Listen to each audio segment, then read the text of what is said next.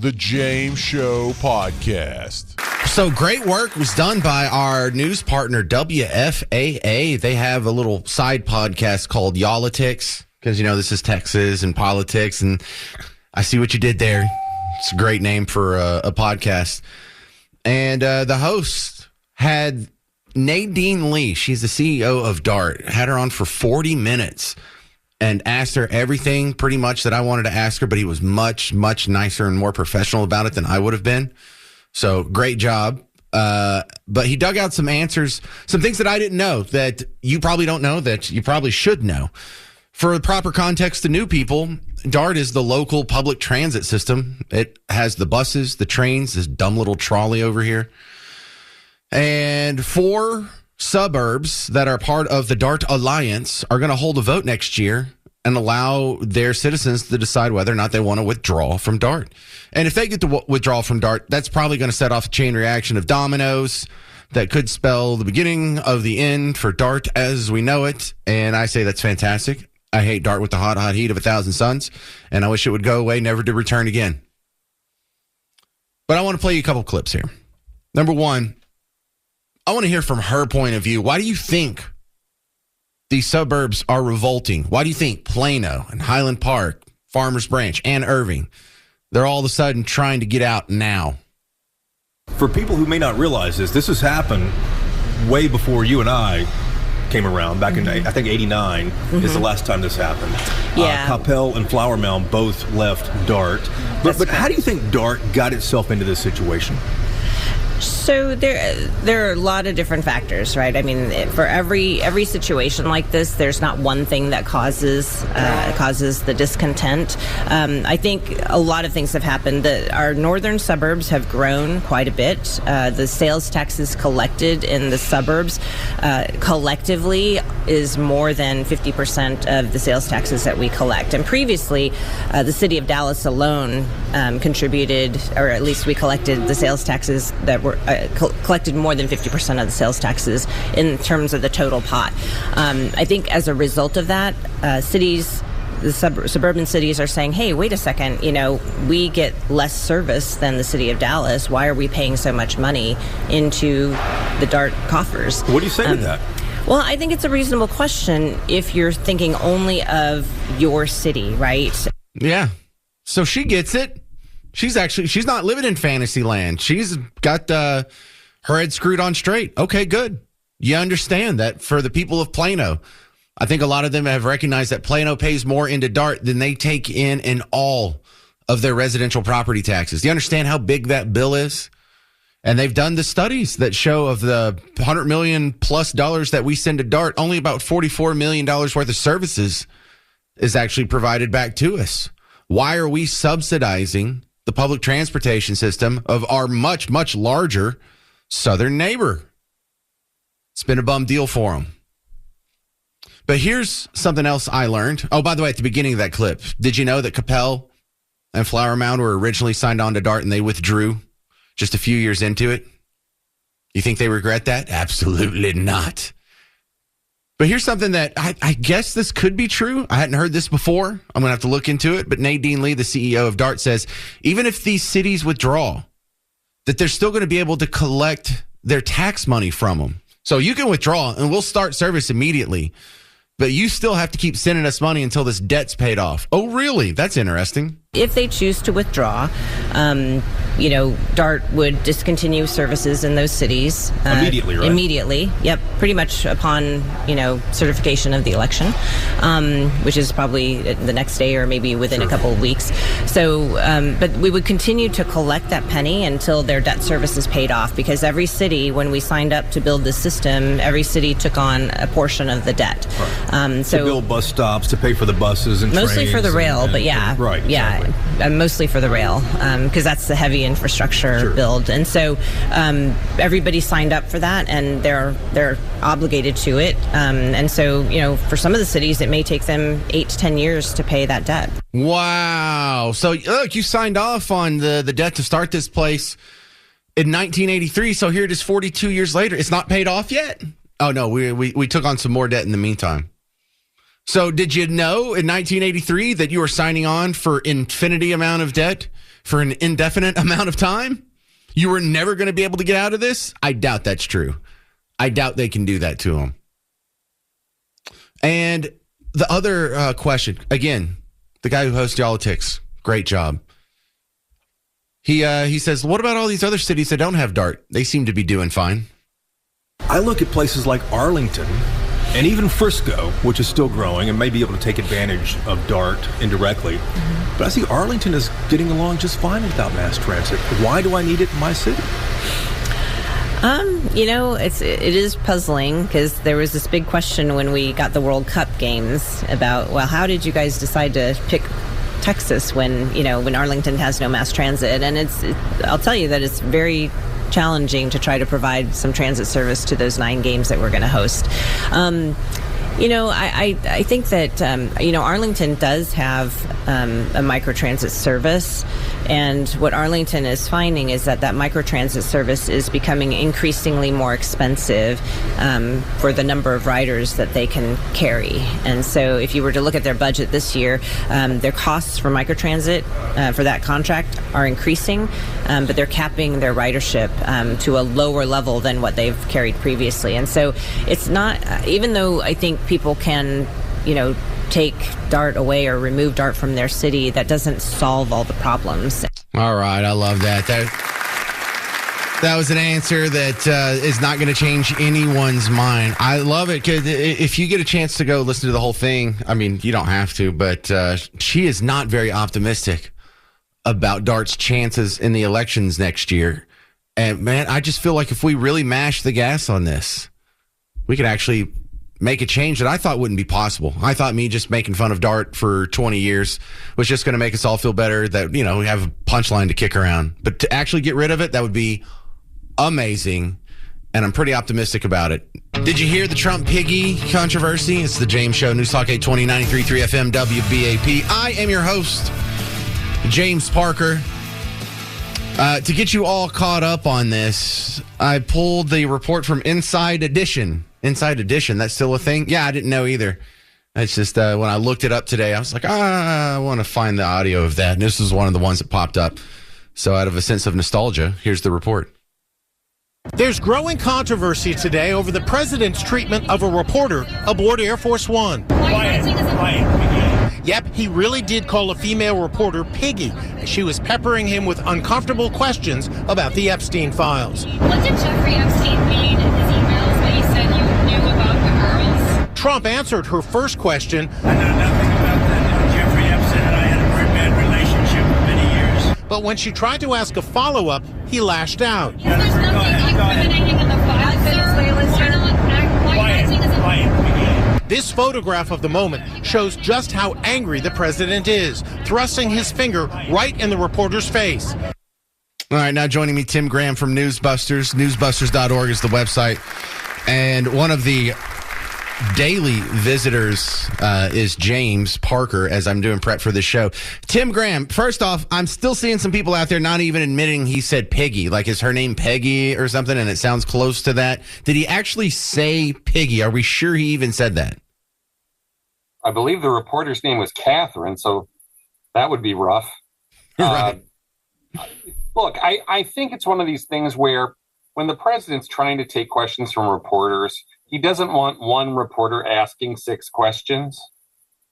And people will do that to try to dominate the conversation. And he's basically like, I answered your question. You may not like the answer, but I'm moving on. And she would not accept that. He has to know that saying Piggy is going to go over badly. But this is what, obnoxious reporters, get somehow all the sympathy goes to them when they're obnoxious. Well, I like the concern about the way women are treated by this guy. He calls them Piggy, and then they go fly a Palestinian flag at the next protest. It's like, whoa, let me tell you how Islam treats their women. You're not going to be very happy when you hear about that.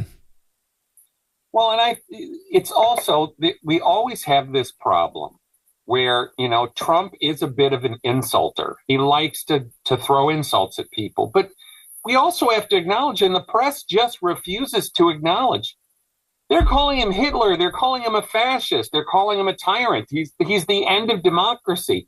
I think that's worse than Piggy. Yeah, that's kind of next in my notes. I was going to say, would you rather be called Piggy or Nazi or literally Hitler? Because I think I would pick Piggy any day. Yes.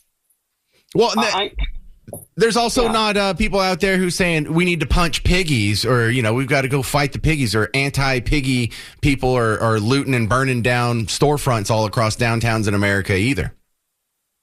So if the press was always very civil and well-behaved and would ask one question at a time and pass on to the next journalist, then maybe he wouldn't have an excuse to lay into them from time to time. It's the same way where Jim Acosta would scream at him when Trump had no plan to call on him, but Acosta yelled at him for 3 minutes. And of course he's going to get insulted because he won't shut up. But the media's response to that is always to defend the journalist. And of course, they probably went back to the coffee room and said, what an idiot. But, when they're in public, it's always every journalist is the best journalist ever if Trump has attacked them. Yeah, this is the frustrating part about just having the media that we have. This is Tim Graham from newsbusters.org. I would like to go ahead and stress, I wish he wouldn't do this. I don't think this was an appropriate comment. I don't think the journalists necessarily deserve that. They don't deserve great treatment, but you're supposed to take the high road. You're the president. I would prefer him never call anyone piggy. But I have a feeling this is going to be in the headlines and be tossed around and never forgotten again. Kind of like he said they were both fine people on both sides kind of comment. Are we going to be stuck with this one? I'm not sure. It is funny how, again, these people are all like, well, your comments aren't very presidential. Look, Joe Biden called Peter Doocy a son of a bee, and that was quickly forgotten if anybody noticed it at all. Other presidents have lost their temper with reporters. Would you rather be called Piggy or a lion, dog face, pony soldier? Yeah, right. Is that so? Yes, Trump is not the kind of guy who's trying every day to try to be presidential. That's the sort of thing that maybe George Bush 1 and George Bush 2 are always trying to do. You're right. Sometimes it would be nice. I sort of prefer the J.D. Vance method where he just sort of uses their first name, their real first name, and just goes, Martha, you know what you sound like, right? Yeah, and that makes me kind of optimistic about the J.D. Vance's future, because we haven't seen a whole lot of vice presidents go from vice president to doing anything. Al Gore never really did anything after he was vice president. The Dick Cheney didn't do anything. You have the one exception in Joe Biden, but Trump's first president, Mike Pence, he's a non-factor. So that makes me a little optimistic about J.D. Vance. He has a lot of the same qualities as Trump without some of the abrasiveness that necessarily comes with it. Yeah, I think everybody enjoyed his interviews with reporters in which he would take them on, but he took them on in this sort of that friendly way where he said, and he uses the first name all the time. Now, Kristen, let me tell you something. And yeah, I think to some degree, you want the president to try to treat the reporter as somebody who's coming in good faith and trying to ask honest questions. And if they're not, then I think it is important. What you'd really like them to do is to be able to say, I don't remember you asking Kamala Harris this. Oh, I remember why you wouldn't ask Kamala Harris this. She never granted you an interview. You have to lay out for the audience, especially if it's a live interview anyway. Right. You have to lay out for the audience, how to respond to the reporter and to sort of make the reporter feel bad, like you don't do this to the other party. I think that needs to be underlined when you can underline it. All right, this is Tim Graham, newsbusters.org. I'm a big fan of your website. I appreciate you helping me out with the piggy story. You betcha. Real quick from Jimmy Fallon. And this is going viral. While aboard Air Force One, Trump had a pretty crazy response to a reporter who asked him about the Epstein files. Watch this. Yeah, If there's nothing incriminating in the files, sir, why not acting as a... They don't even talk to you like that on Spirit Airlines. No. That's... My amount of care on the Epstein list is about 5 right now. But if we're actually going to get the list and some people who are in positions of power, whether they're billionaires or movie producers or politicians or donors or whoever it is, if people are actually going to get in trouble, if they're actually going to get arrested, have charges, go to prison, and be punished for raping underage children, that's redundant, but for raping children on Epstein Island, my level of interest goes to 100 from there. Now, the concerns are starting to fall to the wayside. The vote got through the House, and then right after it got through the House, Jasmine Crockett made a bold prediction on CNN that it's not going to get through the Senate. So right now, what I think is going to happen, the only reason that he is switched is because obviously he has had lots of conversations. Either the Senate is not going to take it up or they don't have the votes in the Senate. One of the two. But he never plans for this to actually go forward. Or you think this is going to get killed in the Senate? I think that this is going to get killed some way, somehow. Or the other option is that I think they're going to do the very same thing, and not necessarily the same thing, but the very reason that the files could not be released before is because there were active cases that were taking place. Now, all the cases have been shut down, so unless they start up some new cases, I don't think they have that excuse anymore. But I did like the fact that she predicted it was going to be shut down by the Senate. Minutes later, the Senate passed it. But to be fair, she's like either that or. So she's still skeptical that they're going to come out at all. We should all have a healthy dose of skepticism. So she's not wrong to think that. Here's where it gets really weird, though. We learned some new things this week. You know, the new records that were released not by the government, not by a leaking bureaucrat, but by the Epstein estate itself. We learned about how much contact he was having, text messages and emails, with people that you may have heard of, people in positions of power, people who were actively in Congress at the time. This is Will Cain yesterday. Democrats have quite a documented history corresponding with Epstein. Here's some examples from The Guardian. Larry Summers, Treasury Secretary under Bill Clinton and former president of Harvard, discussed his interactions with a woman, and Epstein offered coaching in his response. He wrote, "You reacted well. Annoyed shows caring. No whining showed strength." In another email, Summers opined, "I'm trying to figure out why American elite think if you murder your baby by beating an abandonment, it must be irrelevant to your admission to Harvard. But hit on a few women 10 years ago and can't work at a network or think tank." He implores Epstein, do not repeat this insight. And then there's Catherine Rumler, a former White House counsel under Barack Obama, who sent a message to Epstein calling Trump, quote, "so gross." A portion of that message was redacted, but Epstein replied, "worse in real life," and up close. Yeah, so they're not friends. He doesn't like him. And it's not all lefties that are rolled up into this. I mean, if it was, don't you think they'd be a little quicker about releasing it? Steve Bannon has a similar story. Will Cain again. There are also powerful conservatives in his orbit.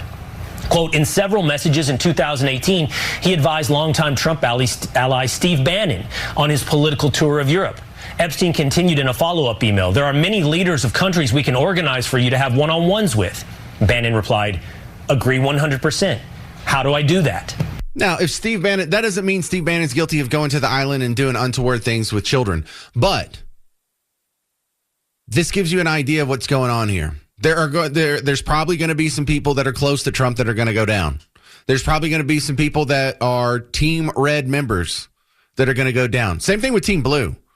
This is a pox on both of their houses. Neither one of the Team Blue or Team Red constituents or elites wanted this released. So this isn't going to be bad for Trump necessarily. But if it is someone like a Steve Bannon, again, I'm not saying Steve Bannon's guilty. I don't want you to think that.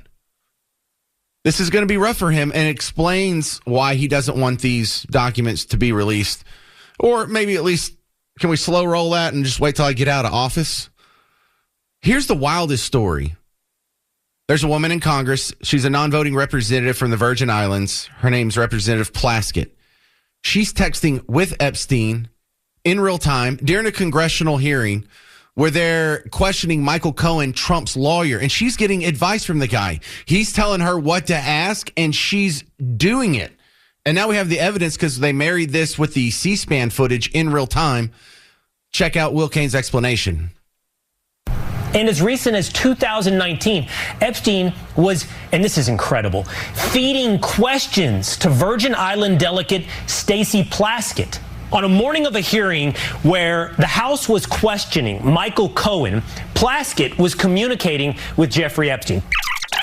And Epstein tells her, Cohen brought up Rona, keeper of secrets.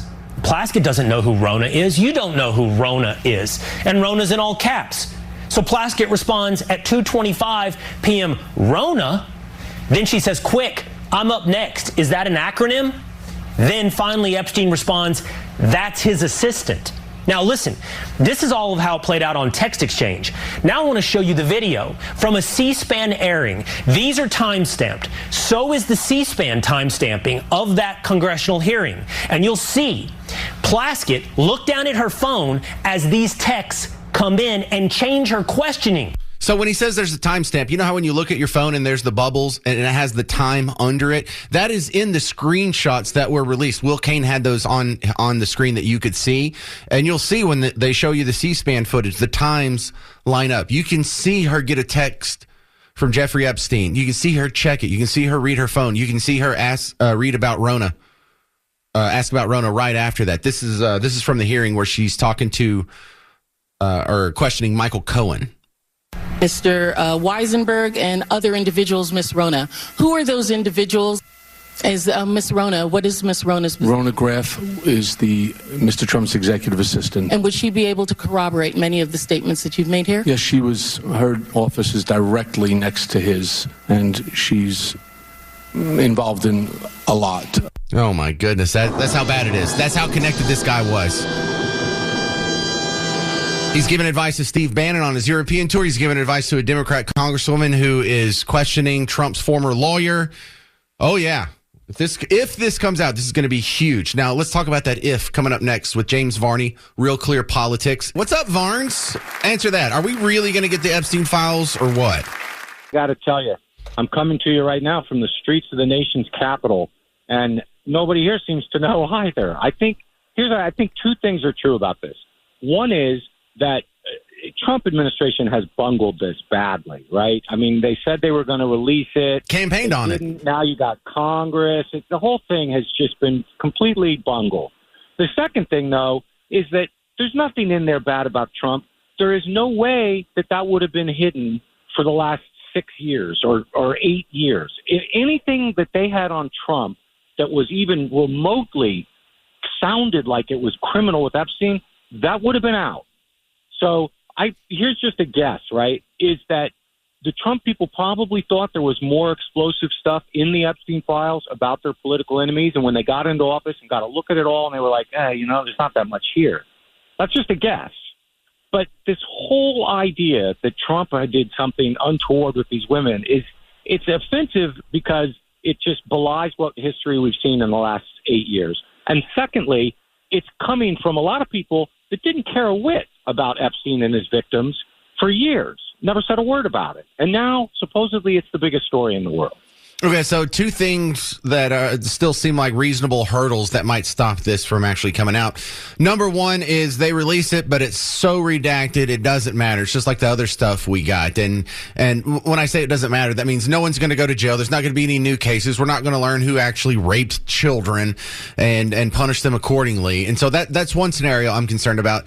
The other one, and I've seen some people bring this up, Jasmine Crockett brought it up on CNN yesterday, is that they could say, well, we can't release all of it because there's some ongoing investigations and we can't compromise those by making this public. I think you're right on both of those counts, right? I mean, we already saw when those binders came out that they gave out to some select influencers, and everybody was like, there's nothing new here. We already knew all this. So I do believe that you're right, that we'll probably get a lot of redacted stuff, that there's nothing really new in it, and it doesn't name any names about who was doing what on Epstein Island, which is like what everybody's hungering for.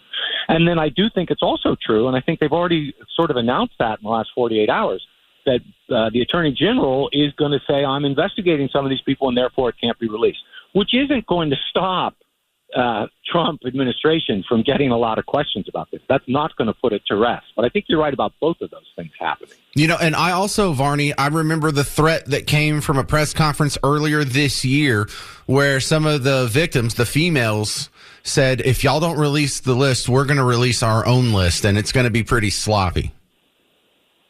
Right. I wonder what they mean by sloppy. Well, they mean they're not going to redact it or be concerned about people's privacy or if they're a minor or if they approve or if it's misleading or whatever. They're just exactly. Yeah. And, Dershowitz's name might get thrown around again. I mean, I do think it's telling also that Dershowitz was Epstein's lawyer, at least for much of this time, if not all of it.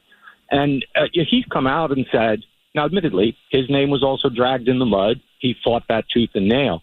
But he said there's nothing there. I really suspect that at the end of the day, there were some powerful people that did stuff. These people are above the law. We've seen it a dozen different ways. We're not going to find out. And that this thing is just going to percolate until the Trump administration figures out they got to let it all out to put it to bed, or it's not going to end.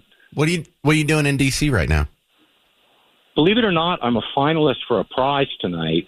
The Dow Prize, DAO. This is for reporting on the Department of Government Efficiency. So I probably won't win, but they did fly me up here for the dinner, so that's why I'm here. Well, congratulations. You're up for some journalist award. Well, I hope you win, Varnes. That's fantastic. I appreciate it. All right. All right, well, go have fun and dodge bullets or whatever you do in D.C. Thank you, sir. Okay, bye. All right, Weird Al Yankovic's coming to town. He's bringing his Bigger and Weirder 2026 tour to Dickies Arena September 25th with special guest Puddles Pity Party. That sounds questionable.